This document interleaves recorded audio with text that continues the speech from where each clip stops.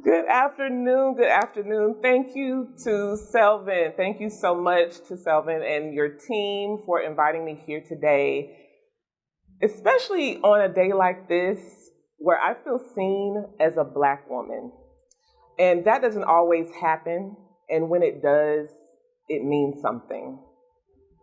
So when I look into these spaces, I see Black history, Black stories, and it hits differently for me because when I look around, I don't just see artifacts.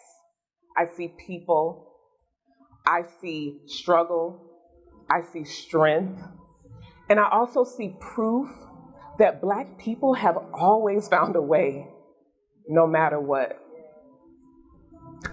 But let's be real. Black history isn't always about resilience. It's also about pain.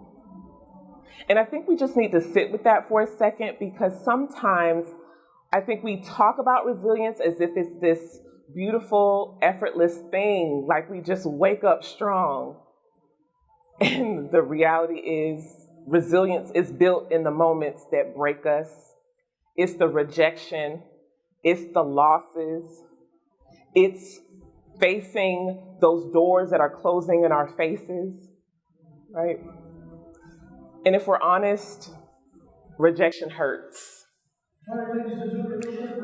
I remember when I moved to South Korea to teach English, and I was excited. It was a new culture. It was a new adventure. I was happy to be there. And I had traveled internationally before, but this was different because I was living there. I was working there. I was immersed in the culture. I was living among the locals. And I had done my research, and I knew there weren't a lot of Black people living there, but I was ready. At least I thought I was, because nothing could have prepared me for the way that I was treated. I was stared at, I was pointed at, I was laughed at, and there were even times where the taxi drivers wouldn't even stop for me.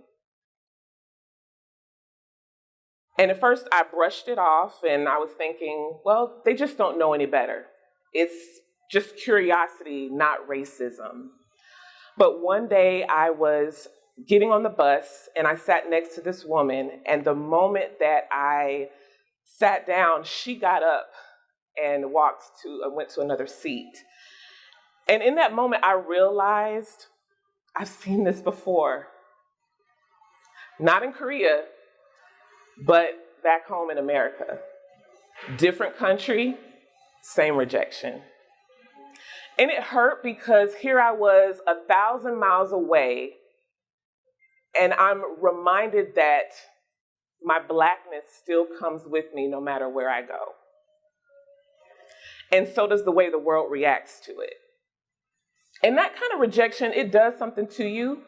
Yeah. You know, we can all attest to some type of rejection, right?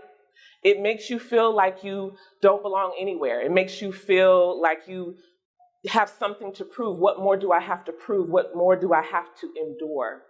So whether it's personal, professional, or systemic, being told no, being overlooked, being counted out, it takes a toll on you. And it can make you feel like you're shrinking. It can make you feel like you second guessing yourself, or maybe you feel like you should just stop trying. And let's not pretend that it's just a personal struggle. This thing is historical. It's generational. The weight of rejection goes back centuries. But one thing that I have come to realize is that rejection truly is our greatest ally. And what do I mean by that? Ida B. Wells was told to stop writing about injustice, so she made sure the world never forgot. Bessie Coleman was told a Black woman could not fly, but she took to the skies and she made history.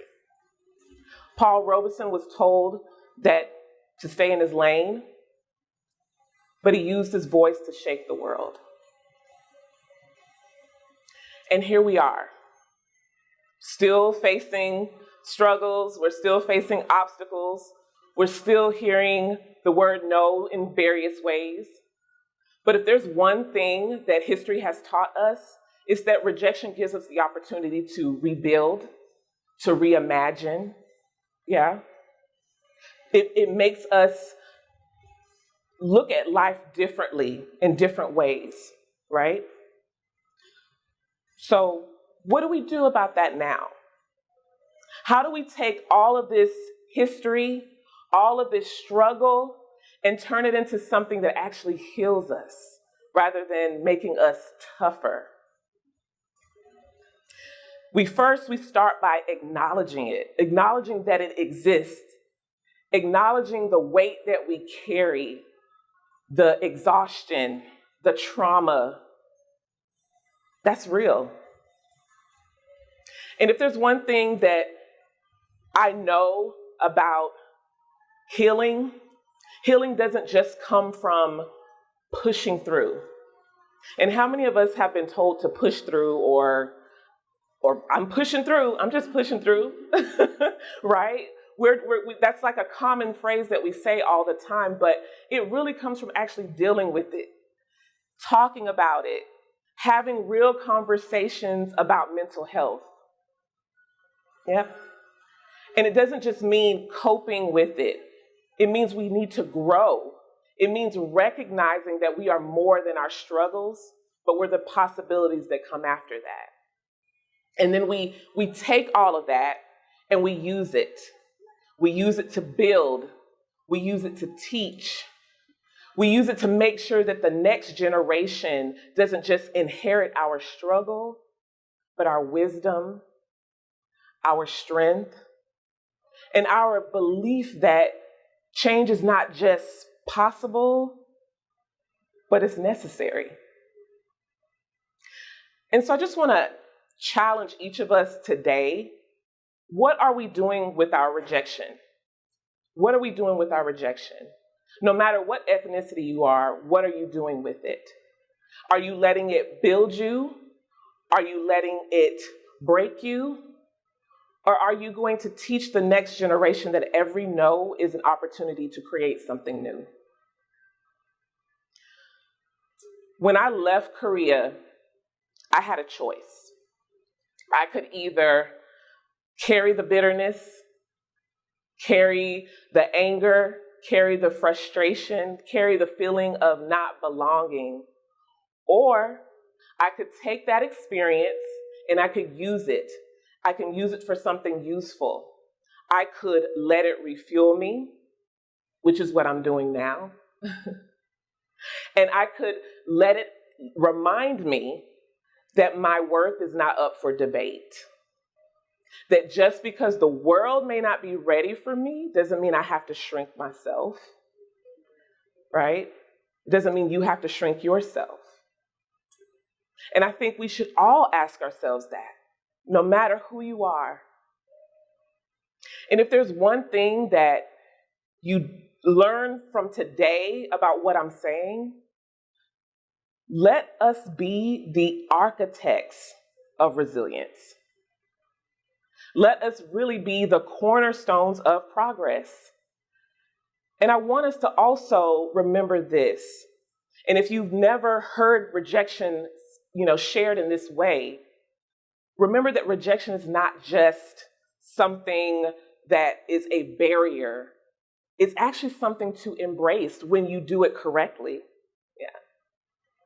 When you do it correctly. And remember that rejection is not just a barrier, but it's something that you can walk through. It's a doorway. It's a doorway. It's not a block. Just remember that rejection is not a barrier. It's a doorway. Just walk through it. And that's my time. If you have questions, let me know. I'm here to answer all questions. So